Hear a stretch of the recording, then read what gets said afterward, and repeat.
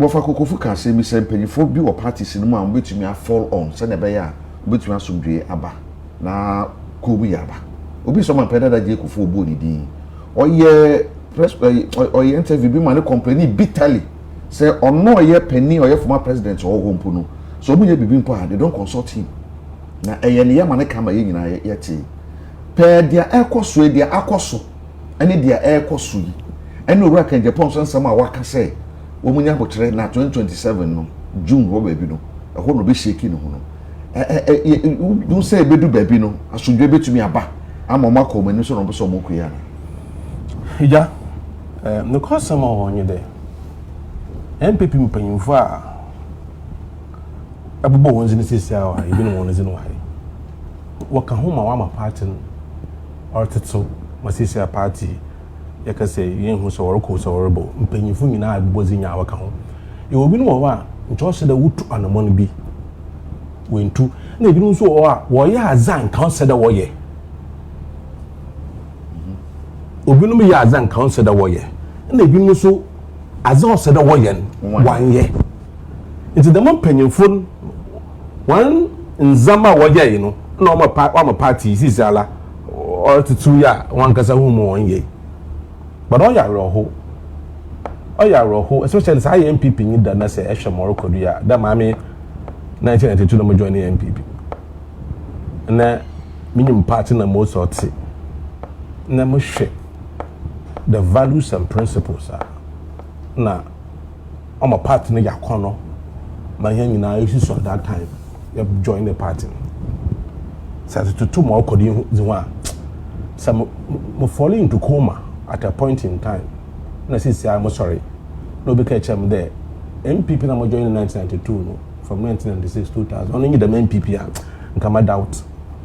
Because difference no woman or super. You see political party Ghana for more opportunity in the last 8 years.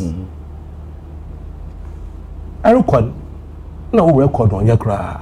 See Ghana for Nankasa o ebufu bi mo. Ebe say Ghana economy ama wankasa wo economist oye wo candidate oye Dr. Bawumia Alhaji Bawumia ogwani for economy no ugani for ogwani kwara ogwani no economy no ya economy man to ogwani if you ko share digitalization means no ka family okaji was package as Owusu ne achievement kakra was the man the gina finance because economy is into my yakra what finance minister we ogwani if Ghana e hwe na yehun we gwan wo finance minister Akufo Addo no nua we gwan na me sam na Ghana fu we bufu wo da me sam no do be abahwe yen sika sam do be na bu akonta egwan sis are ye say dey ye brand san abafie e bi yin sam ano was it pain a jow was the brand Ghana fu DDEP haircut a jow sonko nkofo wa bobra what's the 60 years me nya honzi ndo mi siesikai am otchene bi me nya honzi na me da hwamo mu di Ato eduru ma fa kapenta ma mmawu ado se bobo do meske mo do be bi mpo bi no mo nyi sika nto eduru owu mo won busuafo nyina pain ai the mazi or the mazi in the hall in government problems in opposition so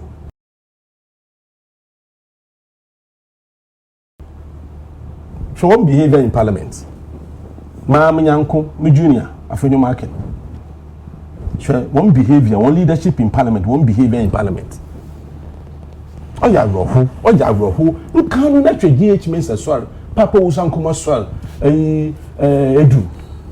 Edu swell. Felix Owusu Agyapong was swell as leaders of the party. That's in someone what can no do in the shell. Why the Boy Scout to be no go parliament or say we are say ko den nuane masesa na o so ababo bokwenyim wo bokwenyim it is sisa no onye chede first na menye sisi azimiye na first na eye na sisi na enye za asesa so na wo sese no negative one share the party as the party structures Shamo ko party mo. Sisi who panyin no abofra ba party mo. Shamo sim bofra mo party worry champagne fa ko ba wo party mo. Na panyin bi anka wo hwe. Ostati Muntuni. On she President Mahama. I wrote Bunani Masi. In some Kanum, you drama. In some chance, look at it. You pay for you and so as you said that 1 year. It's Ibrahim to me, for example. All she President Mahama, all Bunani Masi, in some way, and call or cut a papa, and you're paying that 1 people. One fra Benton and Kanjara Benton, Jamalian, young party get them near the chassis. To Jamalian, oh, say, or can there. No, Yakudu cannot china, no, Sibiwa, or Cheda, some more playing for all 1 day into who play. Come on, Monday, small baby, no be so young ladies, a small baby, they will have swell. This one is a more camp, no, oh, yeah, Titi. Shaboy anything. Na she ko kabia we pay. Alana ya pipi no ni na. E pay ni bia anyi party no mu. Ai, mo ye you pay there. The mo kofi wa hihya wo be nyina no Dr. Bawumia wa ha go one. Say bi ohun say bia sa akoso e be dey na party ban. What you want sa ho ba what say Archbishop Duncan Williams. What say na what poto. Nso wo kwa na wa ha go one. Ah, NPP. It has become so lawless, headless. No be a pedal or party no. Until you party them with money no. Or shasin. When your phone was shay or send them all you be no model. Only in there. And the web do that. Party NPP. Ah, you made there your tradition. I bet a woman no a party of tradition. Eja. What do I baby you see ya? You've touched the constitution of the party now. That's how you do man. Because a touch of a family people could be into, you touch the constitution. Then the MPP will go to a bar when you can get in the face. And sorry, of course, you see, Razi and Copen. Hey, we can get and send a course of party at the chill party, there's the party NAPO. The Mazin. When you with the favor or ya Alhaji Bawumia, more you don't put there. The man Alhaji Bawumia be announcement making. In your own put about joining NPP. I mean, show difference so room. I mean, you said, Madam Nanto party office. The man will pay if you want to what in easy. And then someone come what Tomako doing some, but then we join the party. Until Mr. Marcus pair, no dog, no Mr. Any party. The man Alhaji is on to the moon. Party na share and not no Muslim. No a partner na Akufo Addo because that is the tradition of the party. Obi boy only owo asare kre. Kufo oye 96 because of Great Alliance only akan okre. And Akufo second only Alhaji Ali Muhammad. So that's the strength. If Akufo Addo came in also here and not no Muslim. There were not necessarily Muslims for people. One phobiala, or for one alien, obey. One will not obey, no, until this in party will do. No, on your campaign 98,000 will make it, no, your campaign for party will do. Now, I'll go for bay. Or 2008, I said me, no, cock offend, I'm one in the bay. That was the beginning, The Akufo wanted to be president. But in doing so, no. But say party to a point. But since other party we can say it is possible to go to Egu. Hey. But for Kukufuti, I'm going to NPP party. What kind of party is that? I don't tell a party when you be o. Or tell the party we to our political power. They will take me no watch. CPP Joe. And see, Subana what the lazy. What you tell them for answer. Ah, and my name is Joker saying there. Who will know what to? Or party in part or the party also one don't even mass antifo. Once time and one who use one against each other. And I don't know why they are not smart enough to know that. Akufo Addo use them against themselves. Bawumia is using them against themselves. And I don't know why they don't see. Oh my post can be an awful one. Hey! I'm so na say e betumi aba say mampani Akufo Addo use the against you wona then or yeah we betumi gina so there. Bibiala opere party mbiado. So on for stretch me say boss onoda. First one for so sisala are you free? Mam yanko are you free? Ten some work ka Must the otchere message so for the first time. On no back there, young party baby, you know I can use the president to be. The next president should not be Akan. He was the first person was not Akufo Addo using more started up a statement. A great interview, Joy News, MFAPO. No, that was the beginning. No, so them want you about the watch there. No, we prepare ground for alleges who there. Akufo Addo take control of the party no. All the boys continue to change now. Obviously 8 years. You know after Sammy After the hospital was worth $500,000. My way, my new pay Asante region because Oko hospital when young people know what they do. Now they was that. Papa na use one or maybe no position or boy galamsey ma won tumi or maybe put then we Asante region. Into one project and compost so I mean change. Nobody complains. It's a Mahamadu Bawumia phase 1 8 years into my phase 2 of Asante region. Ofori Chrome marketer. Ofori Chrome was a Kojo market. Akufo Addo. Edeni nyaso bowie no profunkom 8 years we didn't touch it. Into one was that. NPP was want it to your fight when you know to Mampam Sako NPP was want Mampam Sako NPP was want Mampam Sako Mampam Sako Mampam Sako NPP was want Mampam otchere what's the one was one secret to Jodanka you are the most powerful people in the party Asante region. In the wabe la sura lafu. We start conversation from Akufo Addo to Bawumia. I'm sure we was in Sammy and you saw go because you want to do. Why should it happen? Because according to the tradition of the party, no, it's a Akufo Addo contest Akufo. You know, party is more. It's a dream so. The party is more. And you know that contest, I don't know more. No call. I could have why subsequently you contested. Who campaign year 2016? Village better crying and you and cry. Let's see, Obiara support to them, Allen has support to. That's what do as a battle of Allen. What would I find bear now? Until use my party in that. What would I find now? And you don't know about any party. No party that can find bear. All the mom and the Buga party no one that can find. You see, Ken thought today. Abraham Ufim no butu we gina na waku wonu mo atuna the next victim will be Kwabena Agyapong. Hey. Oh yes, since asemoka eyi ofiye won to me all from Asante region.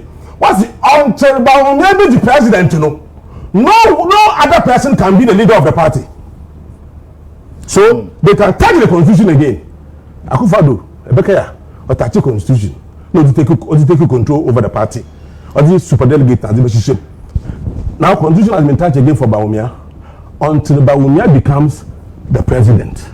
Kwabena Agyapong will be the next victim because now he thinks he can still stand like Ken stood when Annan left. Now, Ken is gone. Ken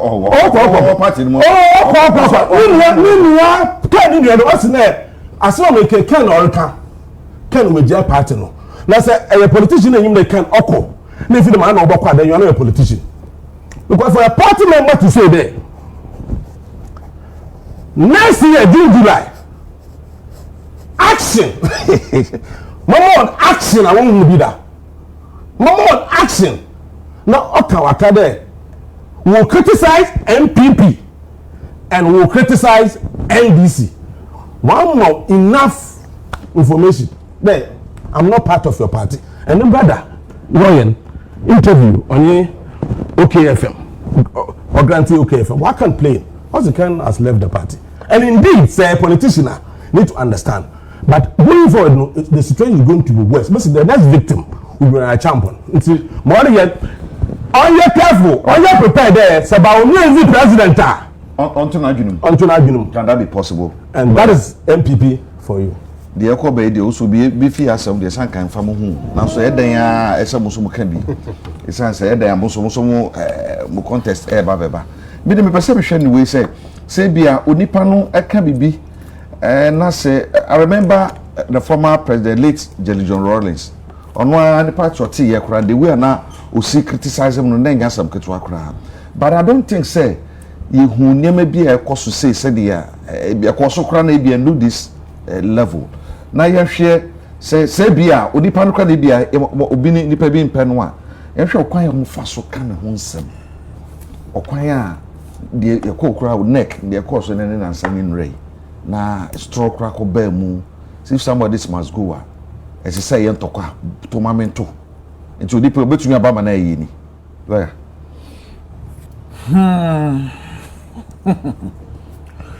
that's it. Tie empedifo mi yo mo party no mo na yo mo dia o se o sananka o kan o no SAS play all the church no nanka maka ho ba manka ho and we hu kanea no and we free enche mi nim say you akokofu nzu be hu kanea no no so eja ho no let's put all jokes aside. NPP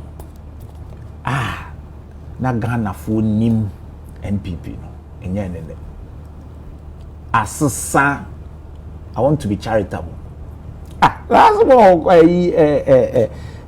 me right can share those days isusa to say as a minority leader JH Mensa saw a press conference we did this President Rollins no meeting grow become do it in your maker so na media pluralism crime ma be brain look those times no and you be na share that share them echo drafting or debate to abonting now it is the NPP a latest party and one the ba because of saying no conduct your here and then you me the way chere madam for NPP ni video yi oga chere so jai na 2016 ye na change say we need power so ka foko and ha ti o chere me say we nye news o ye we kura na chere so we need power e fonka there be we sa ntokoya ya TV sui yes and I'm see baby am party aduni oga chere me say we dey na nkola na 2016 bi and Kwabena Agyapong mo sabe crab no mo dey no enti yate enti omgu so pam nipa ombe widi e da o mase na betie yewura kokofudi na enye me wanwa because many of microphone ni bebre hia wo TV so the radio so aso do bi e ka do suru okay home suru ke asa pa na we ka cho be se obi e ka once me tedi da bi tie obi e ka osuru o e be ma cafe obi esuru me am ka o de tie din wo de monitor asabu da ho obi e no ti be fidie so e be ka se ken enkola ya mrante ya no be use oh that enkola ade say aye the politics ye di e kirate mrante o mo ade fi o fi ba penfo bi she kire say ye ma ye te say party for the say ye no because obi esuru the lawyer now pa say party for na ya junu so be yi no but so mu yi no raw sa na ma for be kan wasem to mo so ntimi nti o mo pe ba bi di ahye say nyen o na ye mrante na si yi that enkola omusuro ken bia me say when wo di asemi buy so why interview bia kire me obi a wakasa se ken no oduebo eyenyi no pani be na etimi akasa but wo ko dem amusu on say emrante na nsem o ko se buhia ya na mo ka kire ene de mo ate den no muhia o mo ka o na den so no omusuro mo ntimi nka ye wa kokofu aka bibi nka ideal nka sa na mnim se or press secretary dey say no be kan say ajubrel if it have ajubrel by firebrand Kennedy Agyapong honorable Udo bia what can some our chroma what celebrating no look oka nensem bi police for invite no ekoye ensem bebraye ni enim no NPP Emma Ghana ni in fact Accra about to a standstill celebrated him the krama o ho na so be yen jata unyia na na ti o ene edi mpo no ye because on this occasion I celebrate him because you do baby I see you do mind no edi anim kan e chen ye partisan sa de course so nim guase ade we ya with the greatest respect to Honorable are you free a o mko ye okumase minim say Honorable Kokofu sa ade we ba wanimu aminim ya ati o say no don't try it because you be exposing yourself ya afari dia na afari asem say na den semu ni aba say no ma hihye on bi dada bi dem nim but ni akofa nsemu ni aba ya afari asem den na kan o say enye ye niwu say ye beka senzemi e bra ni wo 8 years NPP amanyokuo no ye wura kan o ma ho odi ni nara e ya Asante region you come to power abanya wie structural we no a dynamic and confusion and confusion and the fact of the matter and it says a dynamic is you're over 90% complete. Oh yes, a dynamic that's a fact. Machines in oh that's a fact. Report one call for credit or the obit yeah. It was over 90% complete at dynamic within 2 years. Don't forget a dyno you see in 2014 by 2016 His Excellency John Mahama Ekofie no na do 90%.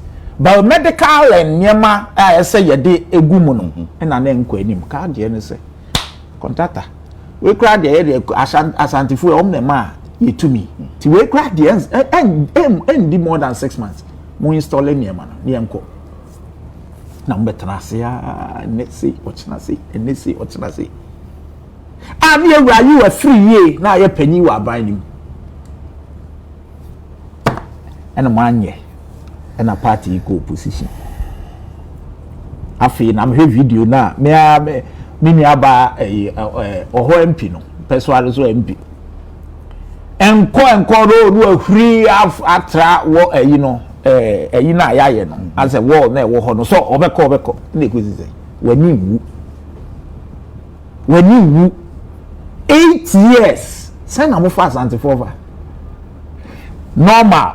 Nia mo pesa mo ya say for the optics sabe Ghana say ya hu ya nim cost runti no wa microphone ya hu so ho afu hu fi o na ado mo afsa second mo ko da hwan ya trasa no so mo so banye omba he mo ba na ho afu man no ya ba man no ntom ko kondo no ya ba beto the mess na contractor demanded over 78 million mom say scan nya no kore enti anya no kore na and omo na the report on the jaya no contractor no so demanded because of my delay niema that is the demand of the contractor yen free so no na contractor need demand bia we so enkrata ya beto a omo agitu me in fact metie omo former health minister o say yes contractor no demanded niema bi omo no mo ne nya adwen enti na ade ne eda ho enti na ho nkosi sen se yaba ese ya hwe sika na ye de yes ade ye beye but me me chane say wona ye di ja wa wantimi no wona akokoye press conference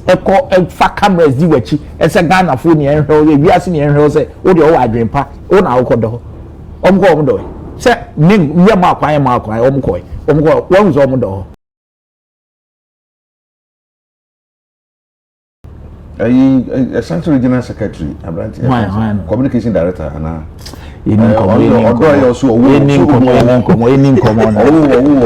poyando so poyando ya na you Akufu debi o na fe ma sha se na but me back end there no okay enti na mo koye sa de we di gu mo ma se na papa no do wo ma mo party no say ade we engu asese me betimi kura ama ye di njo enti na sese me ka ho asem no say ade aye mo aye na ye nimpo wu say ye ntimi anye ni mfie wotwe na ban a wadi afe ne fa ene ye ba be criticize no asem o kan ni we anti party conduct aram ka say anti party conduct general secretary in waiting we anti party anti party conduct we anti party again waka say na uni nyom koti me on constitution no am say on constitution say obi endi no crem farmer party no ndi wadi tro no no kure no ana petition na se nya zo say we di try to party ne so sa sem we and how they be invited Yewra Kennedy, your former presidential aspirant. And the NDC there, the democracy there, we asked the end of the buy. And then Yewra Kwaku Annan the hunger. What is Obi Addo petition be at here? NDC kakra. And the Kwaku Annan the humunyenadi. Everything. Okay, we are. What you say? Ono. In fact, nipa bebree e ka o madwen. Na ne anu wa ma fam ne ze. Second kan dia emrani ni dibo bi keti akan dia normal. Wa oni ameche no. Emranti a man ni omo app. Ken sem. Na ne agba ho kran se nyamranti e keke mpanifo ahwa nsem a Yewra Atta akafa. Yewra Ken. Kensemu a Yewra Atta a Bawumia, His Excellency Dr. Bawumia confident pa campaign odi mu akoten pa nsemu okafa Kennedy Agyapong. Na sebi. If it dabe na mu hu nche so obegina president a na mu de hu the problems e woni ho. Ma kensemu a such a person a what you in the past a celebrity. Nene what the nako. Na mo de ko mu anu mu ntumi ntwero mu suru. Mo akofa mranti bi a you say omun tron fan ko ti yin Kennedy Agyapong fa say me NPP party mu be mo ba akukure bom suru mi so omu suru ba ka so mi so de mo watch Yewra akokofu ka say ba ye di attack otimi ko mo ni di e di You know why? Kennedy Agyapong otimi mo mi so obi asuru we be ma fe I'm so will be a was a work say you now be one. No, but that is that. Oh, as a part American. So by the chapel on NPP, almost stock in trade. No one cause. And they say apart from a nipa bakono, obi akabia ya bonsam. And no na you reckon. By chapel, I will be a nim. Yen kwa any party ni etem wo de boa party no opere wa sem so kujira president o TDC even on one person was we still raging for and when the man Yewra Jeff regional chairman say hey we ye boni ayesa okay we ye boni ayesa mi fie ha na mo be sika kai na fie aye woko we say me ma mejibi we say bejibi we say ma mejibi eti mo party mo pese be democratic party ana mo di yes apa mo alam fim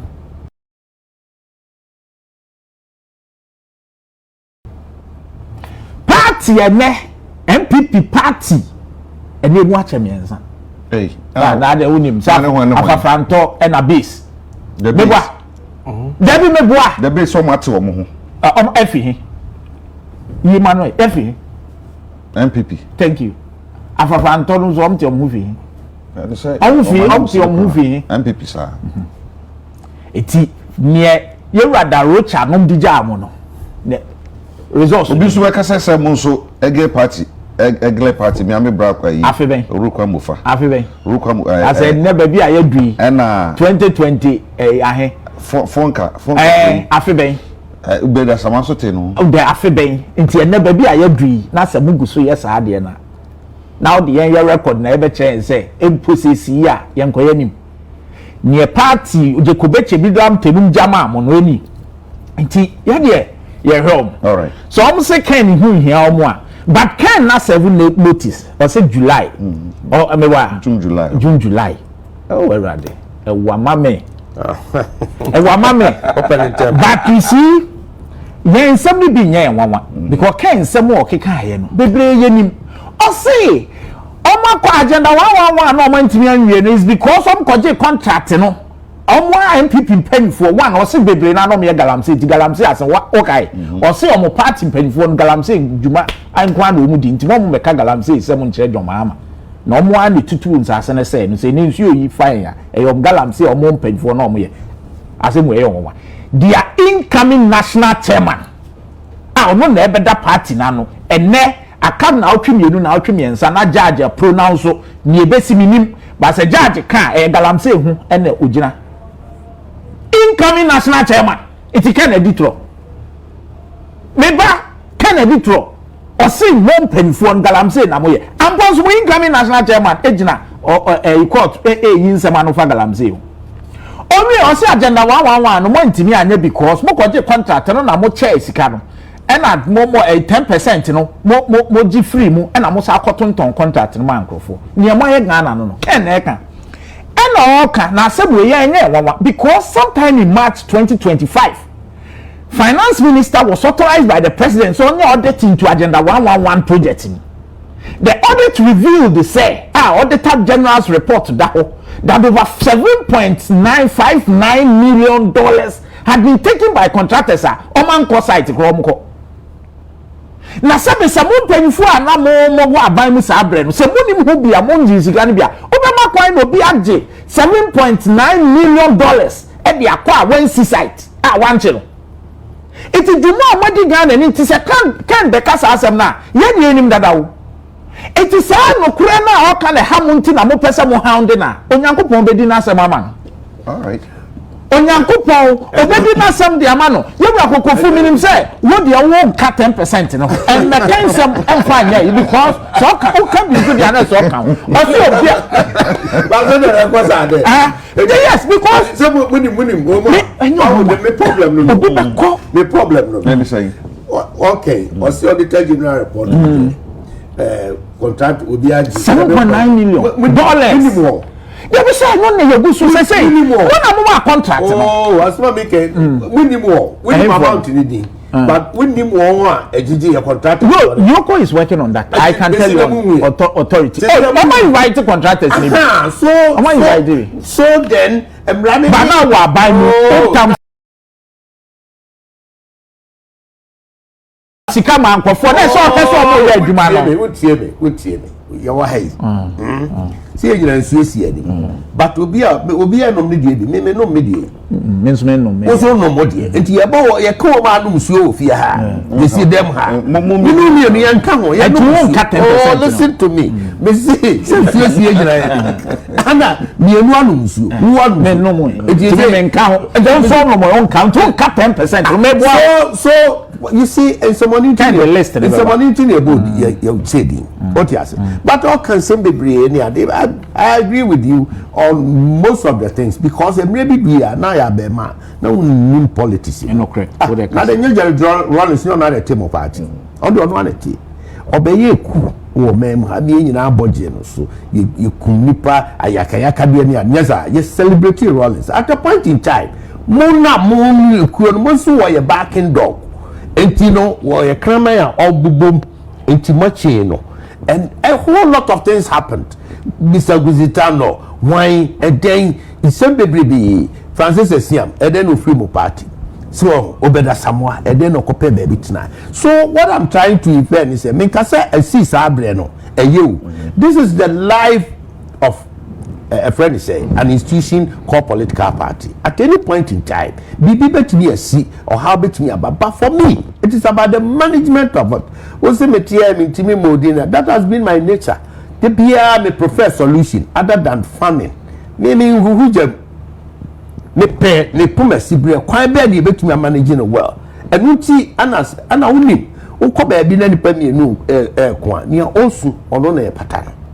I do not transfer no akrokro no obisa say ye den na wahwe no asiesie ne ye panina metnafie ehwe say ye besiesie fie me nya pani a me sujagu asemo abafiem if you say dem faso de menya me nya hwe se new patriotic party mo jo a me baby am ginan and baby am chi apart from so nya men hihye o de ma me new patriotic party has given me a huge platform me nua no me wo bantama ne asante mem opportunities o de ma me any months and 12 for the above for the you so yitimi kabi so enti enya platform ametutu nase no matter the situation no matter the problem me to me who is you say me person me part of the solution that's also a part of the solution you don't necessarily or unnecessarily take sides na wa ababonte yeah near mon kasa ntre mo mrantie cancer team see a kasa chire obi see a yeden and you behind the closed doors and am obi to say me metu ana nipa bi atu ana say nchiremu bebrebe ho na nya me betena public ya the betena radio so and ye be solve ye betnya solve problem the four of us that's why I did discussion about the NPP solution does not lie with us. A commentary with me make Papa Akadi Hano. Also count here, be a candidate among the four of us. Omo Ofrimuna or P. Concha. What I say? Don't be surprised. Say one day, back. Oh, why not? Because I may make Asante regional chairman. Now I am one of my targets. What I say? Oh, Asante regional. The Kwaya regional chairman. So who person make Kwaya general? I want young general. Debbie. No, to I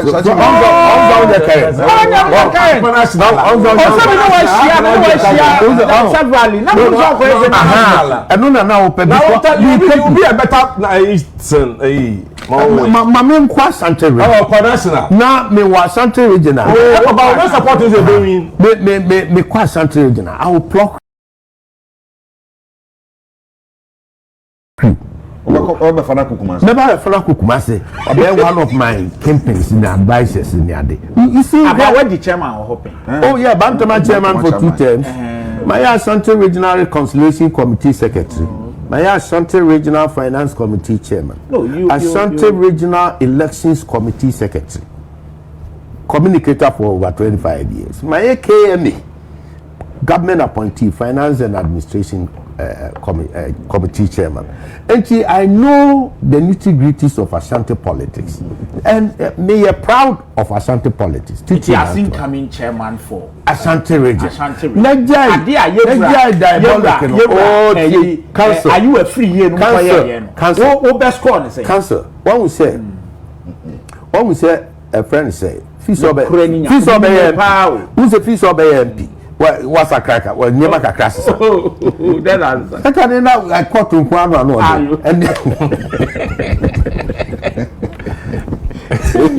what's every party? And that would say me. I think I made my antecedent. A BSc pain. The wouldn't come and obey. And he said, okay, we should go back. The NDC, brother, is so difficult. They were so low. And I'm too bad, 2 years. Omutimi corrected the wrongs. At that one, I'll agree with you, and that is what most of us are studying. And what that more, and no crash there and say, yeah, a young soldier now. Won't she ye? Never, when yes, now when somebody is happy. Could I imagine my rollings of all people at Titi Bay? When you're funny crazy, I check. Sabre, who is that? 20.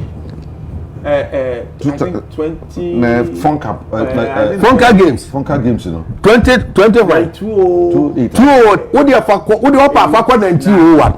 You have some to happen. 1901. You see the point. But you cannot discount history. And yes, are the archives in Kuguno. You see, as a timer, Mami Kennedy Agyapong Rollins. Sebi onyame to nsafre na odi yawo osu virtually owo NDC to the self well kakende meka kende ohono hia meka kende ba mfatu unti ama president untie me se mfatu unti ama president da anya ya mfatu as we speak today mo refer na ma disciplinary committee party no do you support Omunyi Ken? No. Do you support? I don't support you be Ntati Akure the free party. I support. No me kan wa how. Me mo wa mani because therefore the obi a mandate as resolve crisis is the NPP. Because it's your opinion. Anna, you are entitled to. Okay. Anna, we may pick something out of the other country. So I don't discount it. But in just taking the file, the lawyer over represent. Now, on your case. Oh, this one committee. What I can. Oh, won't me. On your case. I don't have committee. Don't you follow? There be here. What name Nasemka? Sir. Oh, there be a sick representing. Oh, sir, me Kojano, na represent. Why not? Say, well, do you see anything wrong with Ken in your kind? Say or say afari near Moye no Enyatrum near them. No, but you see,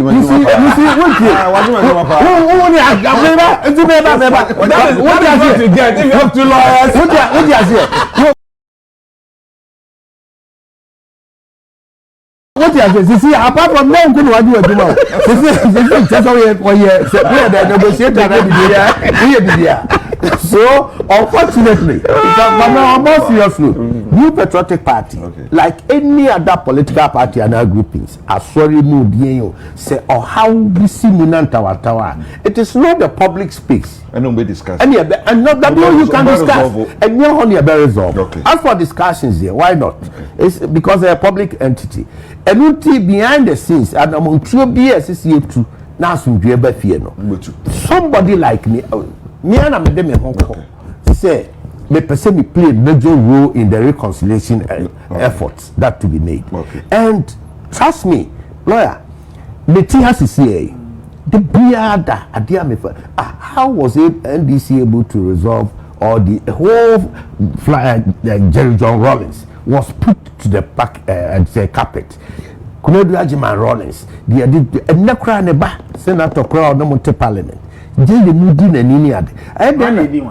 oh unya nhune wo de be no beba so see finance oh me say ya bua hihye NPP oh me say ka ne ha say NPP me say hihye party no de me say party nti mama me ka bibi e party wo na so me can say me come out me say NDC me say oh me say NDC na ya the party no headquarters ni ato ne papa oh me say but e dey na mo dey na so na mo beto no listen what you're backing dog. Listen what you're cramming your boom. Yes, of course. Listen to baby, my one day, my na candy. I'm telling you, Yoko. Oh, now, yeah, NPP because we can't just say kukufu name or grudge. Nobody. Okay. From head to toe. Say or how bad the management of it. Any here. All right. I may not support Pape, but that doesn't mean say be a or time for an answer or baby. I may support you. Be so nam support you. I may support you no crown. Maybe a menu nyajine or near maybe. So all right.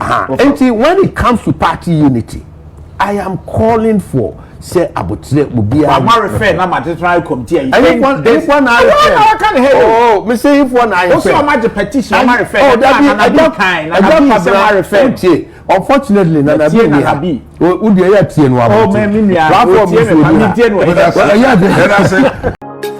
Thanks for watching. Like and share the video. You can also drop your comment. Please don't forget to subscribe. Click on the bell to turn on the notification.